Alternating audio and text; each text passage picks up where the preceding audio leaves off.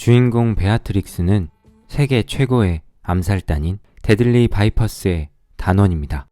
그녀의 코드명은 블랙 맘바이며 그녀는 보스 빌이 가장 사랑한 단원이었으며 쿵푸의 도사격으로 명성이 자자한 파이 메이에게 무술을 전수받기도 한 킬러 중의 킬러였습니다.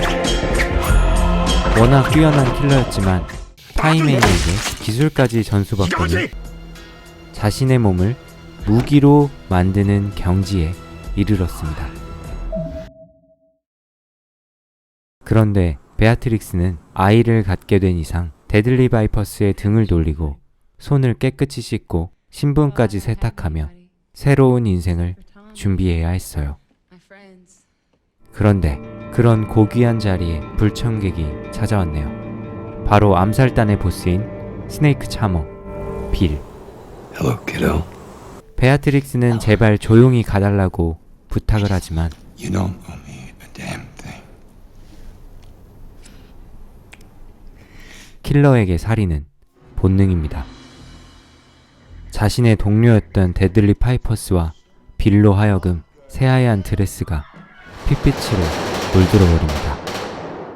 그런데 아이가 보스의 아이였네요. It's your baby.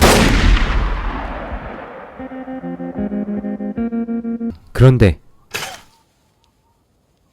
Tall drinker. 그렇게 죽은 줄로만 알았던 베아트릭스가 엄청난 생명력으로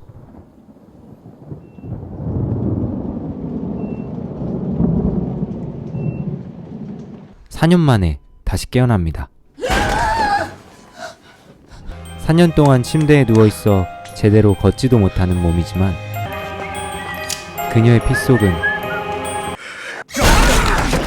킬러 본능이 흐르고 있습니다. Out of entropy. 자신과 아이의 목숨을 빼앗아간 빌과 데들리 파이퍼스에게 복수하기로 다짐합니다. My limbs 아, have 그 전에 복수를 하기 위해서 준비해야 될 것들이 있죠. 우선 발을 쓸 수 있어야겠죠. Wiggle your big toe. Wiggle your big toe.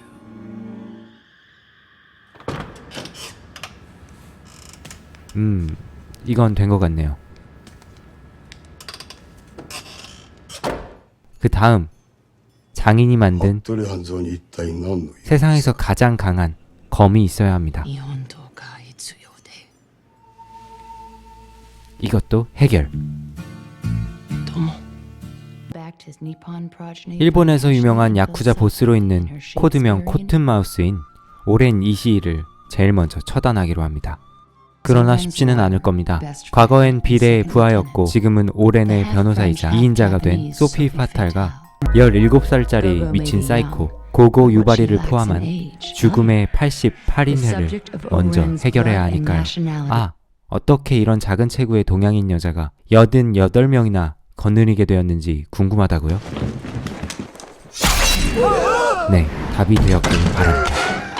아무튼 오렌 이시이를 죽이기 위해 도쿄로 날아간 베아트릭스는 소피의 팔을 단숨에 베어버리고는 죽음의 88인의 도전장을 던집니다. 수십 명의 몸을 서걱서걱 베어버리는 베아트릭스지만 아이를 잃어본 여자여서 그런가요? 어린이들에게는 마음이 이렇게나 약합니다. But I beg you, walk away. 그런데 고고는 예상했듯이 もっとマシな頼み方ないの？ 만만치 않은 상대로군요. 어린이라고 봐주면 안 되겠습니다.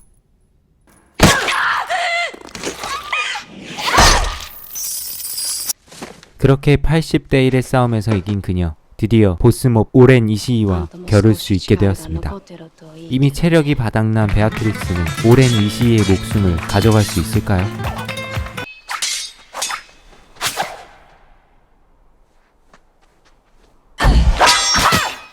예, 가능한 일이었습니다. 그렇게 리스트에 적힌 5명 중에 벌써 1명 처치했고요. 다음은 코드명 코퍼헤드, 버니타 그린을 없앨 차례. 코퍼헤드를 보자마자 주저없이 선빵을 날려 평화를 깨버리는 베아트릭스. 그 와중에 코퍼헤드의 딸 니키가 하교를 하는 통에 어른들은 대화를 잠시 멈추게 됩니다. 그리고는 딸의 간식을 챙겨주려는 바로 그때 갑작스러운 공격을 시도하는데요. 하지만 베아트릭스는 엄청난 반사신경으로 역공에 성공해 코퍼헤드를 죽입니다. 그런데 맙소사, 그린의 딸 니키가 보고 있었네요. 그런 아이에게 나중에 커서도 자신을 증오하게 된다면 복수를 하라며 기다리겠다는 말을 남긴 채 떠납니다. 그 다음은 코드명 사이드 윈더인 버드의 차례입니다. 버드는 거렁뱅이 같지만 그를 만만하게 봤다가는 큰 코 다친 십상입니다. 버드는 기다렸다는 듯이 베아트릭스를 포획하고 바로 코드명 캘리포니아 마운틴 스네이크 엘 드라이버에게 전화를 걸어 상황을 전달하고 베아트릭스가 갖고 다니던 장인의 검을 팔아 넘기고자 합니다.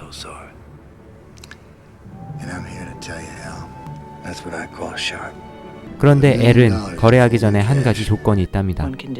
바로 베아트릭스를 고통 속에 죽게 하는 것. 말 잘 듣는 버드는 거래를 위해서 그녀를 생매장시켜버립니다. 그런데 베아트릭스는 파이메이의 수제자가 아니었습니다.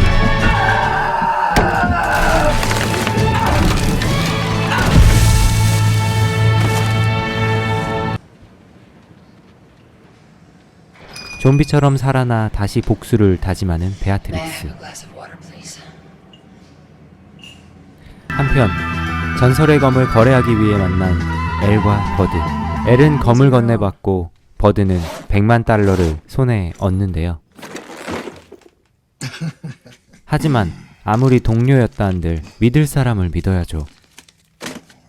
엘이 준 가방엔 세계에서 가장 위험한 독을 가진 블랙 맘바가 들어있는 함정 가방이었고 버드는 온몸에 맹독이 빠르게 퍼져 그렇게 이승과는 작별합니다. The greatest warrior I have ever met her end at the hands of a bushwhacking. 버드 같은 애송이에게 죽어버린 베아트릭스를 안타까워하는 엘이 무색하게 헥토 파스칼 키 날아 들어오고 여자들의 전투가 다시 시작되었습니다. 막상 마카의 결투를 벌이는 둘. 눈이 하나뿐인 사람에게 가장 바로 나머지 하나의 눈도 없애버리는 겁니다. 전투는 언제나 칼보단 머리를 잘 쓰는 사람이 이기는 것 같네요. 자, 이제 단 한 명 보스 빌만 죽이면 됩니다. 딸의 목숨을 빼앗간 개새끼를 가만히 두지 않을 태세입니다. 그런데 이게 누구인가요? 죽은 줄 알았던 딸이 살아있었네요. 한 번도 보지 못했던 딸이지만 단번에 알아차리게 되는 베아트릭스. 그렇게 죽이고 싶던 빌이지만 딸이 보고 있는 한 그럴 수가 없습니다.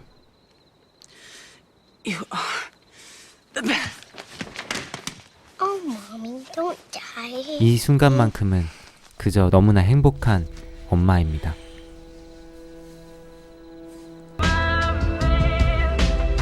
딸이 잠든 후에야 제대로 볼일을 보는 베아트릭스와 빌. And I didn't want that. But it's the right decision and I made it for my daughter. She deserved to be born with a clean slate. 베아트릭스는 딸이 킬러들의 소굴에서 자라는 것을 원치 않았었고 그래서 빌의 품을 떠나게 된 것이었군요. 하지만 그녀가 죽은 줄로만 알았던 빌은 누구보다도 가슴 아파했습니다. 너무나 사랑했던 여자이기 때문입니다. 그래서 베아트릭스가 살아있던 걸 본 순간 그녀에게 복수하기로 마음먹은 거였죠.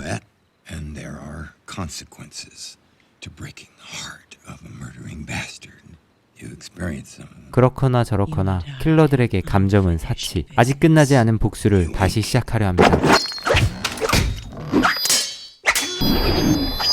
아까 말했죠. 싸움은 칼로만 하는 게 아니라고.